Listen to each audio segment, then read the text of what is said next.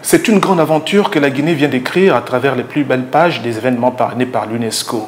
Mais Conakry, capitale mondiale du livre 2017, fut avant tout un projet porté à bout de bras par un groupe d'écrivains africains, tous convaincus que la Guinée peut faire parler d'elle à travers le livre. La Guinée et le livre, c'est une histoire qui doit se mettre en place et s'engager. Alors, l'aventure de cette édition 2017 s'achève. Quels enseignements majeurs pour vous?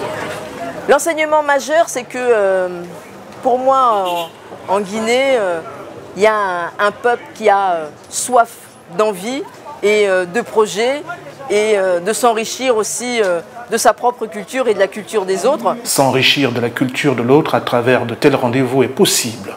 Dr Chérif Diallo, l'un des auteurs guinéens les plus célèbres, le sait mieux que quiconque, lui à qui le lecteur africain doit le titre « La parenté à la plaisanterie ». Une relation de plaisanterie entre deux noms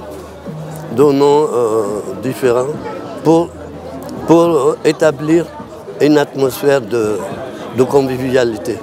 En même temps, ça peut résoudre pas mal de problèmes. Cadre d'échange et de partage entre maisons d'édition et hommes de lettres d'ici et d'ailleurs, Conakry, capitale mondiale du livre, s'achève avec de bien meilleurs souvenirs pour Armel Liché de la maison L'Harmattan de Paris. On a rencontré ce matin une équipe, l'équipe de BD Bulle, là, je déforme peut-être, et c'est très important de trouver les moyens techniques de faire vivre leurs écrits et de commencer à ce qu'ils commencent à se faire connaître dans le pays.